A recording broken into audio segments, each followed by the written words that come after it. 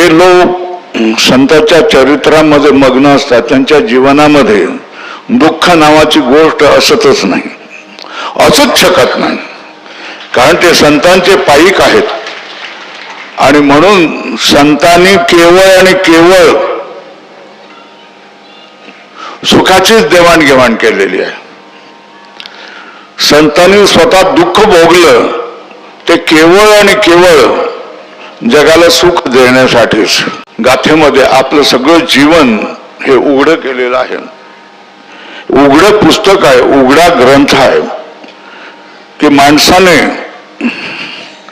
साधना कशी करावी, भक्ती कशी करावी, परमेश्वराची प्राप्ती कशी करावी, परमानंदाची प्राप्ती कशी करावी आणि दुःखाची निवृत्ती कशी करावी आणि या जन्मामध्ये मुक्त कसं व्हावं, याच्यासाठी जर पाठ्यग्रंथ कुठला असेल तर तो गाथा.